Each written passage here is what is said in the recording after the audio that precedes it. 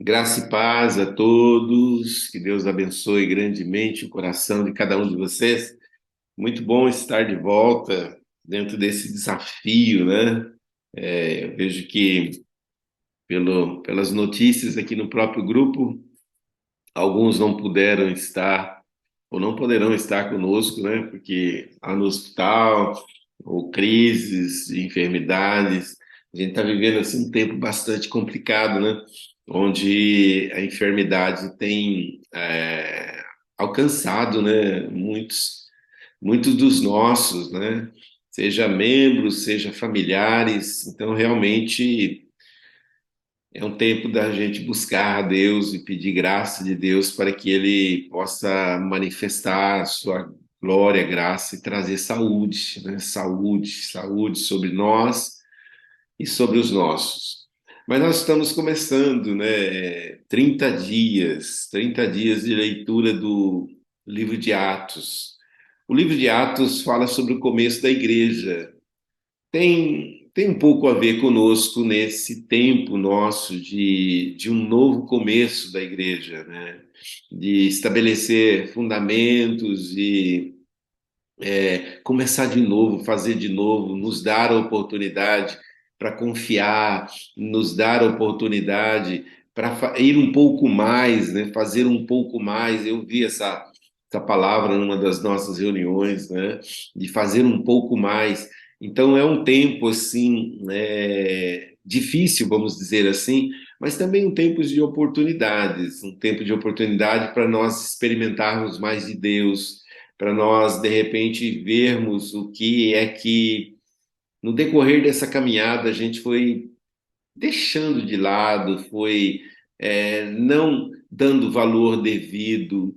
E uma das coisas que nós precisamos resgatar, né, dentro dessa própria proposta de 30 dias de desafio, resgatar, mas resgatar com força mesmo, com foco, com determinação, aquilo que pode nos capacitar nesses novos começos, nesse tempo em que, de igreja, em que nós somos desafiados a viver e desenvolver.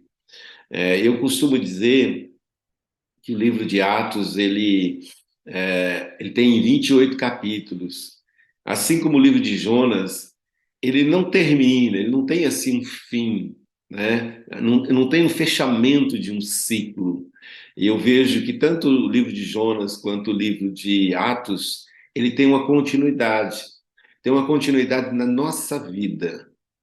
É como se, igual no livro de Atos tem 28 capítulos, é como se o 29º capítulo fosse eu e fosse você que escrevesse.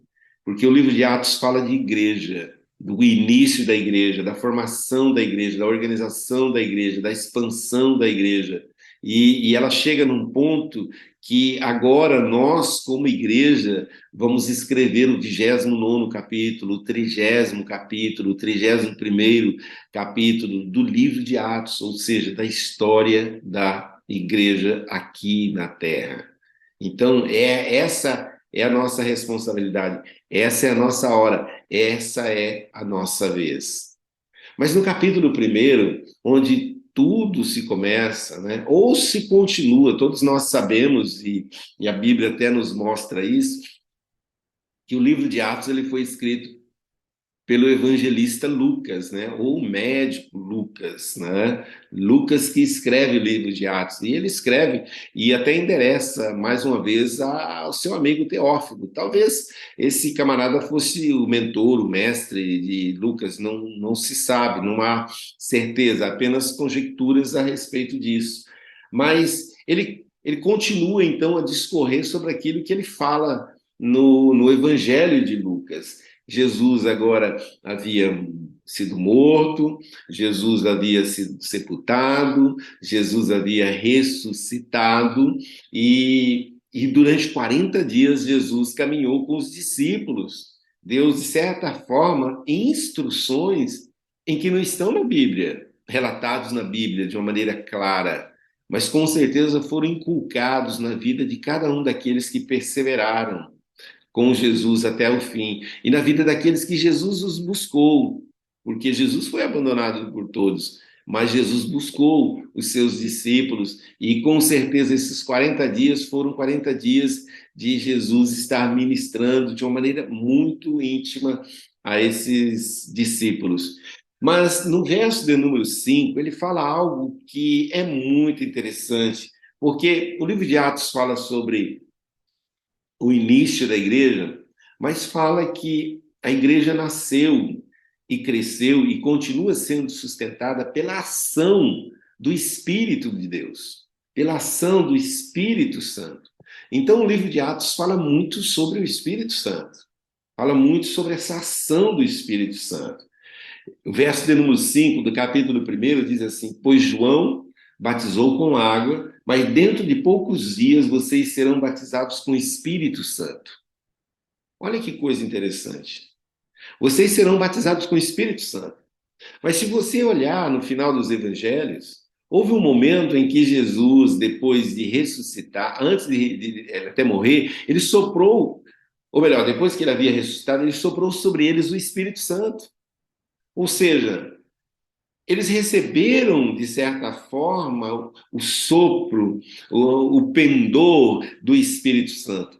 Como agora vem Lucas e diz assim, ó, dentro de poucos dias vocês serão batizados com o Espírito Santo. O que é isso? Quando você observa o primeiro capítulo de Efésios, você vai observar que quando você convida Jesus para ser o seu Senhor e Salvador, você é selado com o Espírito Santo da promessa. Ou seja, você recebe o Espírito Santo. Você é selado com o Espírito Santo. Então você recebe, de certa forma, uma identificação.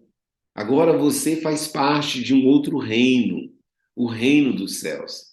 Só que agora, como cidadãos do reino, você tem uma responsabilidade, você tem uma missão. E você só vai cumprir essa missão se você for agora, então, batizado com o Espírito Santo. Com o Espírito Santo. Então já não é o Espírito Santo sobre, é o Espírito Santo é o Espírito Santo dentro de você. É por isso que Lucas fala isso. E no verso de número 8 ele diz assim: Mas receberão poder. Poder quando o Espírito Santo descer sobre vocês. Ou seja, esse batismo, ele tem a ver com essa capacidade dos céus para nós sermos testemunhas, para nós sermos igreja, mas igreja que prevalece, igreja que influencia, igreja que traz a realidade dos céus para mudar realidades aqui na terra. Só com o Espírito Santo. Não é com a formação teológica, não é com os anos de igreja, não é com as patentes que às vezes a gente recebe para desempenhar algumas funções na igreja, mas é com o Espírito Santo. É com essa pessoa tendo espaço em nós para manifestar através de nós. Então diz o texto, né, de Atos capítulo 1, verso 8 ainda. Vocês receberão poder quando o Espírito Santo descer sobre vocês. Então o Espírito ele desce. Ele não sobe, ele não vem do lado, ele não é encosto, ele não, sabe, ele não emerge, mas ele desce do céu. E vocês serão minhas testemunhas. Onde? Jerusalém. O primeiro lugar aonde a gente vai conseguir ser testemunha, ou seja, testemunhar a respeito do poder de Deus e da missão que carregamos agora de sermos igreja, que traz a realidade dos céus para mudar a realidade aqui na terra, é em casa. É na nossa igreja local, é na nossa circunvizinhança, é na nossa Jerusalém, é o nosso local de trabalho, é os nossos vizinhos aqui da direita e da esquerda. Essa é a minha Jerusalém. É aonde, sendo batizado com o Espírito Santo, eu vou ter capacidade, habilidade para testemunhar, ou seja, para falar a respeito de. para trazer aquilo que nos alcançou e apresentar a essas pessoas, testemunhar, testemunhar. Jerusalém. Aí depois ele vai dizendo, em toda a Judéia. Aonde é a Judéia? Em todo o país. Ou seja, nós vamos ter capacitação do Espírito Santo para levar o Evangelho, para levar liberdade aos cativos em todo o país, em toda a nação. E Samaria, segundo alguns estudiosos, Samaria significa a cultura, ou seja, nós vamos ser capacitados pelo Espírito Santo para mudar a cultura do mundo, para trazer uma outra cultura, a cultura dos céus. Olha, não é fazendo teologia, não é sentado no banco de igreja que nós vamos ter capacidade para fazer isso. E diz ainda que nós seremos também testemunhas até os confins da terra. Então fala do mundo todo, fala da igreja no mundo, fala de algo fora do país, que é a nação, missão transcultural. Então, queridos, a gente precisa desse Espírito Santo, mas com força, com liberdade. Se há uma ênfase que eu quero dar nessa live, nessa manhã, se nossa primeira live, é que eu e você precisamos ter fome, precisamos ter sede de mais de Deus. E quando a gente fala mais de Deus, é mais do Espírito Santo.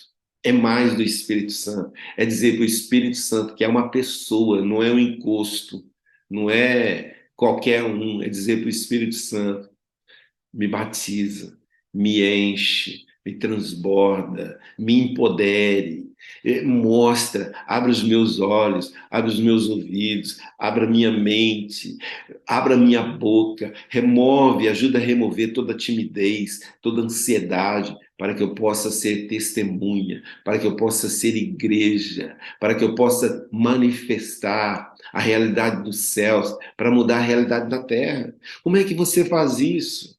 Como é que você faz isso? Um exemplo bastante simples, né? Ontem eu estive visitando o Bernardo e havia um diagnóstico sobre ele. E um diagnóstico que era a realidade. O médico falou, os sintomas falaram. Mas existe uma outra realidade, existe uma outra verdade que a gente precisa considerar, e essa outra verdade precisa sobrepor a verdade que o médico diz, que a realidade diz, que é a verdade dos céus. O médico diz, está doente, mas a realidade dos céus diz, eu sou Jeová Rafá, o Senhor que te sara. A sua realidade diz assim: você não tem recurso, você está endividado. Mas existe um Deus, existe uma outra realidade, a qual você tem acesso mediante o sangue de Jesus. E mediante esse sangue, você tem acesso também a ser cheio do Espírito Santo. Essa outra realidade diz assim: eu sou o Senhor que te supre. Eu sou o Deus da provisão. Então, muitas vezes, a gente foca tanto na realidade da Terra, a gente acredita tanto que essa realidade é imutável, que a gente perde de vista aquilo que é a realidade dos céus, a qual só com uma ação efetiva do Espírito Santo em nós é que nós podemos invocar uma mudança de realidade da Terra com a realidade dos céus. Olha que o evangelho é algo prático, não é algo místico, é algo que é uma ação. Então, quando eu fico em Jerusalém, sou cheio do Espírito Santo, aí eu posso ir para mudar essas realidades. Queridos, eu gostaria que hoje a minha oração e a sua oração, nesse dia, nós pudéssemos falar para o Espírito Santo: Espírito Santo, enche-me, quero mais de ti, mais do teu poder, mais da tua graça, para ser uma igreja. Igreja, nós somos igreja, templo e habitação de Deus, para ser essa igreja que impacta, para ser essa igreja que é luz do mundo, que é sal da terra, para ser essa igreja que faz a diferença. Essa é a minha oração. Eu gostaria de orar por você, com você e para essas pessoas, né? A gente colocou aqui, eu vi o pessoal colocando vários pedidos de oração. Aqui a Juliane e a família, Lourdes, que está com pneumonia, Ana Júlia, com suspeita de dengue, eu vi aqui no grupo, e ficaram até hoje, né, de madrugada no hospital. Serginho, que está com fratura no crânio, o Bernardo, que vimos aqui também um testemunho da Cíntia, que tem passado alguns quadros de convulsões, mas eu e você, que queremos esse Espírito Santo através de nós, manifestando através de nós, precisamos começar a praticar isso. Se Espírito Santo, você está aí, então manifesta através de mim, sabe? Ter essa ousadia para orar, para invocar, para trazer essa realidade dos céus, para mudar essa realidade na terra. Hoje é um dia de cristianismo prático. Quero desafiar você a liberar o Espírito Santo que está em você, nas áreas e nos desafios que vão surgir diante de você nesse dia. Vamos orar? Pai, nós louvamos o teu nome nesta manhã. Obrigado, Senhor, por cada vida que despertou nessa madrugada para estarmos juntos, para aprendermos do Senhor, para ouvirmos do Senhor. Espírito Santo, só tu pode falar, além das minhas palavras, pode falar em cada coração de uma maneira muito pessoal. Só tu pode nos dar mais e mais fome, mais sede de ti, nos despertar para essa realidade que o Senhor deseja que nós vivamos nesse tempo. Então vem Espírito Santo e enche a cada um de nós, batiza-nos com fogo, batiza-nos com fogo, queima tudo aquilo que é barreira, que é impedimento, que é religiosidade, que é pecado, que é aquilo que separa-nos de ti, queima, remove, destrói, aniquila e faz não apenas uma visita em nós, mas faz morada em nós. Tu tens liberdade também para agir através de nós. E essa liberdade, e com essa liberdade, Senhor, nós te pedimos, age na vida dessas pessoas, ó Deus, que nessa hora estão enfermas, que uma unção de cura, que uma unção de renovo venha sobre essas vidas, que um novo diagnóstico seja colocado nas mãos, no coração dos médicos, para que eles removam essa sentença, porque nós não aceitamos mais, nós cancelamos-nas de sobre a vida desses enfermos e cancelamos também todo o decreto do inferno de sobre a vida de cada um de nós, de sobre a vida da sua igreja. Cancelamos todo o altar de oferendas e rezas, de orações contra a vontade do Senhor para nós e através de nós. Então seja, Senhor, com essa igreja aqui reunida, ó Deus, nessa manhã, que clama, que busca a sua face, que acorda com um propósito de buscar a Ti. Senhor, nos ajude a ser diferente no mundo de iguais, que esse dia, Senhor, nós possamos experimentar, vivenciar a intervenção dos céus nas áreas de influência da nossa vida, que uma unção de provisão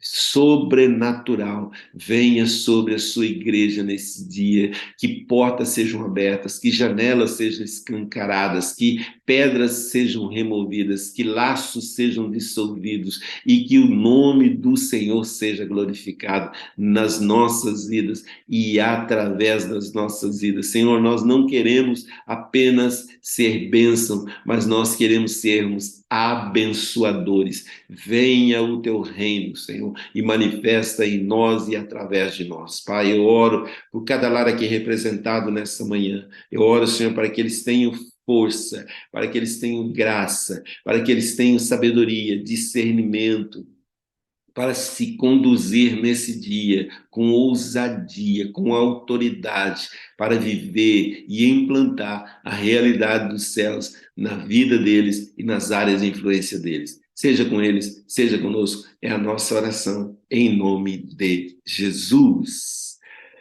Amém, e amém, e amém, e amém. Há um coach que diz assim: o que você ouve determina o que você almeja. Comece a ouvir mais a respeito do Espírito Santo. Comece a ouvir o Espírito Santo. E você vai ver o que você vai alcançar. Não apenas vai dar uma direção naquilo que você deseja, mas você vai ser estabelecido nesse lugar, de ser alguém, ser cheio, sendo cheio do Espírito Santo, para ser essa testemunha.